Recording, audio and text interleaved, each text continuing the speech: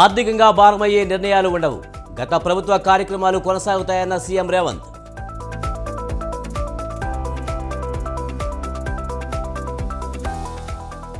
రేపటి నుంచి రెండో దశ జగనన్న ఆరోగ్య సురక్ష. మొత్తం 13,954 వైద్య శిబిరాలు నిర్వహిస్తామన్న ప్రభుత్వం.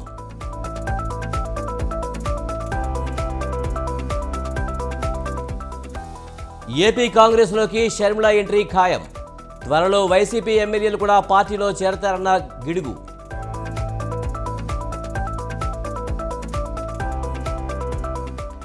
హైదరాబాద్ అబిడ్స్లోని గ్రాండ్ హోటల్లో తీవ్ర ఉద్రిక్తత.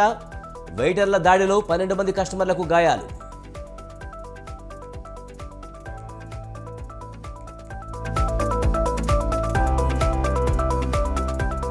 రేపు జేపీ నడ్డా అధ్యక్షతన బీజేపీ సమావేశం. అయోధ్యలో శ్రీరాముడి విగ్రహ ప్రతిష్టాపన కార్యక్రమంపై చర్చ.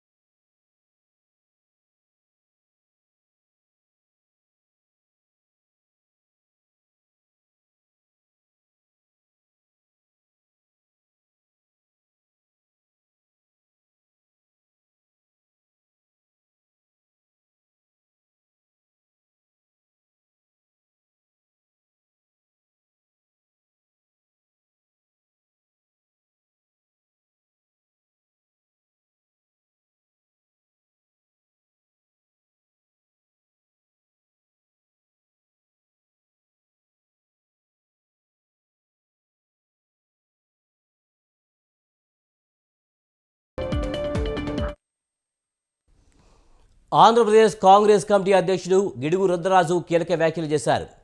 ఏపీ సీఎం జగన్మోహన్ రెడ్డి సోదరి షర్మిల త్వరలో కాంగ్రెస్లో చేరనున్నారని అన్నారు. పార్టీ అధిష్టానం షర్మిలకు ఏ బాధ్యతలు అప్పగించినా తాను స్వాగతిస్తానని, తనకు పార్టీ ముఖ్యం తప్ప వ్యక్తిగత ఎదుగుదల కాదన్నారు. భవిష్యత్తులో ఏపీలో కాంగ్రెస్ అధికారంలోకి రావడం తథ్యమని గిడుగు రుద్రరాజు ధీమా వ్యక్తం చేశారు.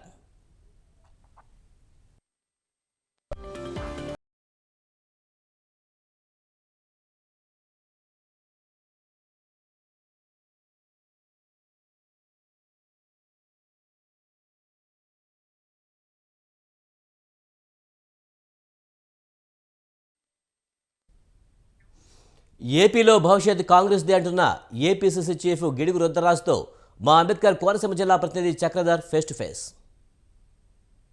మోహన్ రెడ్డి సోదరి షర్మిల కాంగ్రెస్ లోకి వస్తున్నారనే వార్తలు వస్తున్నాయి. దాంతోపాటు ఆవిడకి ఏదో ఉన్నత పదవి ఇస్తారని కూడా అంటున్నారు. ఈ నేపథ్యంలో ఆంధ్రప్రదేశ్ లో కాంగ్రెస్ పార్టీ పుంజుకుంటోంది. రేపు రానున్న ఎలక్షన్ లో అన్ని నియోజకవర్గాల్లోనూ పోటీ చేస్తాము. 2029 నాటికి పాత కాంగ్రెస్ రోజులు వస్తాయని ఆ పార్టీ పిసిసి అధ్యక్షుడు గిడుగు రుద్రరాజు చెప్తున్నారు. అలాగే రాహుల్ గాంధీ కూడా వాళ్ళ అంతర్గత సమావేశాల్లో ఇదే మాట చెప్తున్నారు. పిసిసి ప్రెసిడెంట్ గా ఉన్న గిడుగు రుద్రరాజు ప్రస్తుతం మనం ఆయనతో ఉన్నాము. అసలు కాంగ్రెస్ పార్టీ పరిస్థితి ఏంటి, ఆ ఎదుగుదల ఎలా ఉంటుంది, షర్మిల రాకేంటి, ఆయన్ని అడుగుదాం. Good morning sir. Congress party పుంజుకుంటోంది అంటున్నారు ఒకవైపు, వైఎస్ఆర్ కాంగ్రెస్ పార్టీ ఎమ్మెల్యేలు మీ వైపు చూస్తున్నారని మీరు అన్నారు. రెండోది, ఈ జరుగుతున్న క్రమంలోనే షర్మిలతో మీ అధిష్టానం మాట్లాడుతోంది, వస్తున్నారు అంటున్నారు. ఆవిడ పదవులు పక్కన పడేస్తారు. అసలు ఇది ఎంతవరకు సాధ్యం అవుతుంది ఇప్పుడున్న పరిస్థితుల్లో? ఆ తెలంగాణ పీపుల్ నమ్మినట్లుగా ఆంధ్రప్రదేశ్ పీపుల్ కాంగ్రెస్ పార్టీని నమ్మే అవకాశం ఉందా?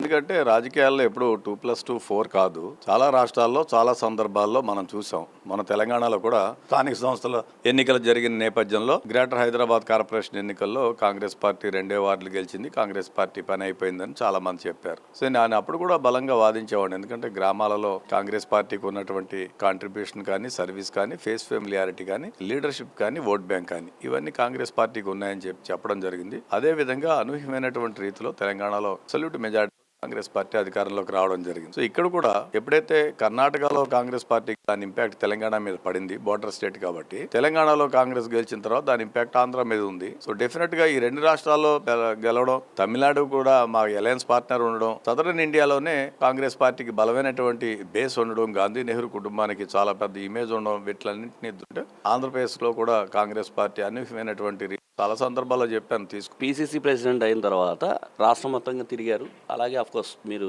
ఇతర రాష్ట్రాల్లో కూడా తిరిగారు. సీనియర్ లీడర్గా రాజకీయ అనుభవం ఉంది. ఒక పార్టీ అధికారంలో ఉండి ఆ పార్టీకి సంబంధించిన ఎమ్మెల్యేలు, వైసీపీ ఎమ్మెల్యేలు కాంగ్రెస్ పార్టీలోకి ఎక్కడో దెబ్బతిన్న, అంటే ఆంధ్రప్రదేశ్ పీపుల్ సెంటిమెంట్ దెబ్బతిన్న కాంగ్రెస్ పార్టీలోకి వస్తారు. అసలు ఆ ధైర్యం ఎక్కడదు మీకు? How it is possible? ఇదివరకు ఎప్పుడైనా అంత ఇది జరిగిందా? డెఫినెట్గా కాంగ్రెస్ పార్టీ వైఎస్ఆర్ కాంగ్రెస్ అనేటువంటి పెట్టుకున్న జగన్మోహన్ రెడ్డి గారు, దాంట్లో ఉన్నటువంటి వైఎస్ఆర్ అనేటువంటి ఆయన కాంగ్రెస్ పార్టీ ముఖ్యమంత్రి, కాంగ్రెస్ నాయకుడు. చివరికి పెట్టుకున్నటువంటి కాంగ్రెస్ పార్టీ కూడా కాంగ్రెస్ పార్టీ. అందుకనే నేను పలు సందర్భాల్లో జగన్ రెడ్డి పార్టీ అనే చెప్తాను నేను. సో ఈ రెండు Congress party. More than 85% of the leadership as well as the vote bank రెండు కూడా కాంగ్రెస్ నుంచి వెళ్ళిన వాళ్ళు. దీంట్లో హస్తం గుర్తు మీద ఫెమిలియారిటీ ఉన్న వాళ్ళు కానీ, లేని వాళ్ళు కానీ, లేకపోతే పార్టీ గురించి తెలియని వాళ్ళు కానీ లేదు. జగన్ వదిలిన బాణం కాంగ్రెస్ వదిలిన బాణంగా మారుతుంది అని వార్తలు వస్తున్నాయి.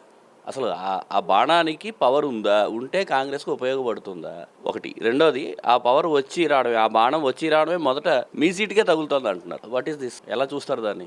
డెఫినెట్గా రాజకీయాల్లో కాంగ్రెస్ పార్టీ సిద్ధాంతాలు, మా నాయకత్వం, మల్లికార్జున ఖార్గే గారు, రాహుల్ గాంధీ గారిని సమర్థిస్తే ఎవరైనా జాయిన్ అవుతారంటే వాళ్ళందరినీ స్వాగతిస్తుంది కాంగ్రెస్ పార్టీ. రాజశేఖర రెడ్డి గారి కోరిక, చెట్టు చివరి కోరిక ఒకటే, ఈ దేశానికి రాహుల్ గాంధీ గారిని ప్రధానమంత్రి చేయాలని. ఆ కోరికను మన్నించి శ్రీమతి షర్మిల గారు వచ్చి కాంగ్రెస్ పార్టీలో పనిచేస్తారంటే తప్పనిసరిగా స్వాగతిస్తారు. సరే, పార్టీ హైకమాండ్ ఏ నిర్ణయం తీసుకుంటే ఆ నిర్ణయానికి నేను కట్టుబడి ఉంటాను. సో షర్మిల గారు జాయిన్ అయిన తర్వాత ఆవిడకి ఇచ్చేటువంటి అసైన్మెంట్ ఏంటి అనేటువంటిది పార్టీ ఒక ఆలోచన చేస్తుంది. సో వాళ్ళు ఏ నిర్ణయం తీసుకుంటే మా కాంగ్రెస్ ప్రెసిడెంట్ మల్లికార్జున ఖార్గే గారు, రాహుల్ గాంధీ గారు ఇటీవల మేము ఢిల్లీకి వెళ్ళినప్పుడు మా అందరితో కూడా చర్చారు. మేమందరూ కూడా జాయిన్ చేసుకుందాం అని చెప్పాం. ఎందుకంటే నా వ్యక్తిగత స్వార్థం కన్నా పార్టీ ప్రయోజనాలు చాలా ముఖ్యమైనటువంటిది నేను భావించేవాడిని. ఆవిడ వచ్చిన తర్వాత ఆవిడకి ఏ అసైన్మెంట్ పార్టీ ఇస్తానా కూడా ఇట్స్ మోస్ట్ వెల్కమ్. వారు ఏ అసైన్మెంట్ తీసుకుంటారో మేము అందరూ కూడా సహకరిస్తాం. ఇది కాంగ్రెస్ పార్టీ పెరుగుతుంది ఖచ్చితంగా. అలాగే వైఎస్ఆర్ కాంగ్రెస్ పార్టీలో ఉన్న వాళ్ళందరూ కూడా కాంగ్రెస్ పార్టీ నుంచి వెళ్ళిన వాళ్ళే. వాళ్ళందరూ మనసు కాంగ్రెస్ పార్టీ వైపే ఉంటుంది అంటున్నారు. అలాగే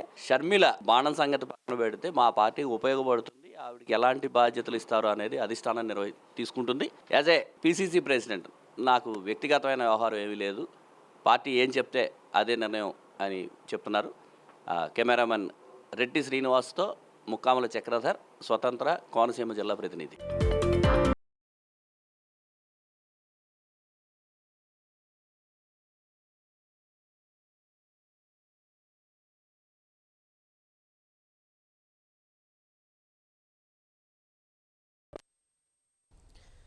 నీతి నిజాయితీ పరుడే రాజకీయాల్లోకి రావాలన్నారు టీడీపీ ఎంపీ కేశినేని నాని.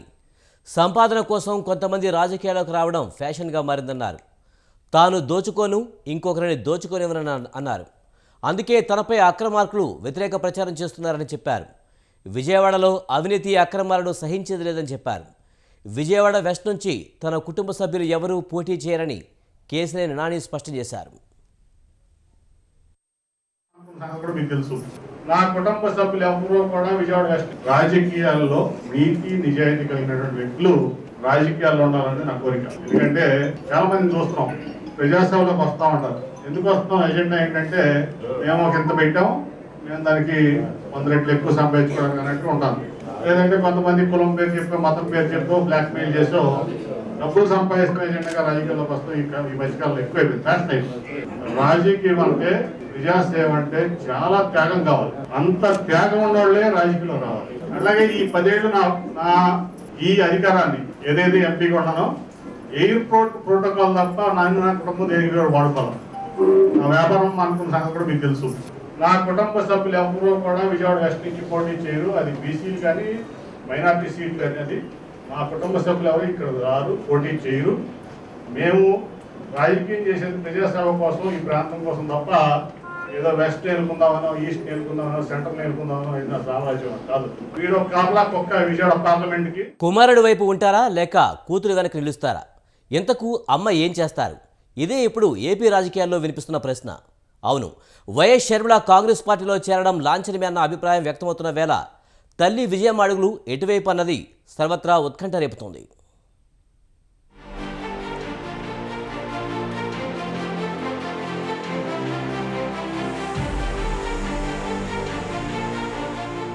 దివంగత మాజీ ముఖ్యమంత్రి వైఎస్ రాజశేఖర రెడ్డి సతీమణి వైఎస్ విజయమ్మకు ఇప్పుడు కొత్త సంకటం వచ్చిపడింది.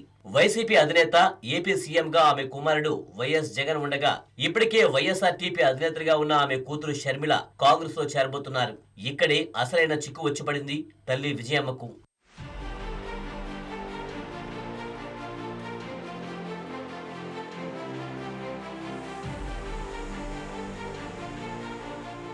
కుమారుడు కూతురు ఇద్దరు రెండు కళ్ళు అన్నట్లుగా చెప్పే తల్లి విజయమ్మ ఇప్పుడు ఎవరి వైపు ఉంటారన్నదే ఆసక్తికరంగా మారింది. నిజానికి కాంగ్రెస్ పార్టీతో విభేదించి సొంతంగా పార్టీ పెట్టి రాష్ట్రానికి ముఖ్యమంత్రి అయ్యారు వైఎస్ విజయమ్మ కుమారుడు వైఎస్ జగన్. అదే సమయంలో ఇన్నాళ్లు షర్మిల తెలంగాణ రాజకీయాలకు మాత్రమే పరిమితమయ్యారు కుమార్తె షర్మిల. కారణాలు ఏమైనా గానీ తెలంగాణలో పార్టీ పెట్టిన ఆమె రాజన్న రాజ్యం తీసుకువస్తారంటూ వైఎస్ఆర్టీపీ తరపున పాదయాత్ర చేశారు. నాటి బీఆర్ఎస్ ప్రభుత్వంపై విమర్శల బాణాలు ఎక్కుపెట్టారు. అయితే ఆ తర్వాత కాలంలో ఆమె కాంగ్రెస్ కు చేరువయ్యారు. ఒకానొక దశలో ఆమె కాంగ్రెస్ పార్టీలో చేరతారని ప్రచారం జరిగింది. కానీ ఆ ప్రయత్నాలు విరమించుకుని మొన్నటి తెలంగాణ ఎన్నికల్లో ఒంటరిగా పోటీ చేయనున్నట్లు ప్రకటించారు. కానీ 1-2 రోజులు తిరగక ముందే పోటీ నుంచి తప్పుకుని హస్తం పార్టీకి బేషరతుగా మద్దతునిచ్చారు షర్మిల.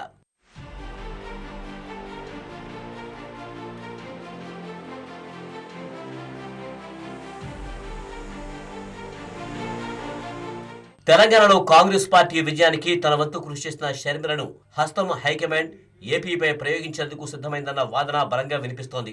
ఈ క్రమంలోనే ఆమెకు పార్టీ ప్రచార బాధ్యతలను స్టార్ క్యాంపెయినర్ హోదాలో అప్పగిస్తారన్న అభిప్రాయం వ్యక్తమవుతుంది. సరిగ్గా ఈ పరిణామమే ఏపీ రాజకీయాల్లో ప్రకంపనలు సృష్టిస్తుంది. దీంతో ఒక్కసారిగా షర్మిలతో పాటు తెరపైకి వచ్చారు ఆమె తల్లి విజయమ్మ.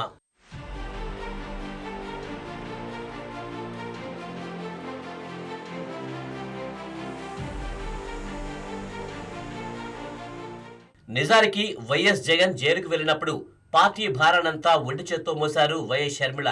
జగనన్న విడిచిపెట్టిన బాణాన్నంటూ రాష్ట్ర వ్యాప్తంగా పాదయాత్ర చేశారామె. అంతేకాదు ఎక్కడికక్కడ పార్టీ ప్రచార బాధ్యతలను భుజానికి వేసుకుని మరీ ప్రచారం సాగించారు. అయితే ఆ తర్వాత కొంతకాలం బాగానే ఉన్న వైఎస్ జగన్ షర్మిల మధ్య దూరం పెరిగిందన్న వార్తలు వచ్చాయి. చివరకు ఒకరంటే ఒకరికి పడ్డం లేదంటూ విపక్షాలు చెప్పడం మొదలుపెట్టాయి. ఇలాంటి పరిస్థితుల్లో వైఎస్ షర్మిల కాంగ్రెస్ పార్టీలో చేరడం లాంఛనమే అన్న వాదన వినిపిస్తున్న నేపథ్యంలో వైఎస్ విజయమ్మ ఎవరి వైపు ఉంటారన్నది ఆసక్తికరంగా మారింది.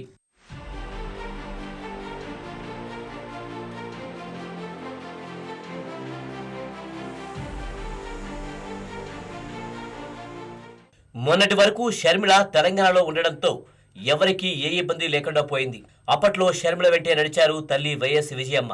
కానీ ఇప్పుడు షర్మిల పోషించబోయే పాత్ర ఏపీలో, అది కూడా తన అన్నకు వ్యతిరేకంగా. మరిప్పుడు తల్లి విజయమ్మ ఎవరి వెంట ఉంటారు? ముఖ్యమంత్రిగా ఉన్న కుమారుడి వెనుక, లేక ప్రతిపక్ష పార్టీలో ఉన్న కూతురు వెనుక? ఇలాంటి పరిస్థితుల్లో అమ్మ ఏం చేయబోతుందన్నది ఆసక్తికరంగా మారింది.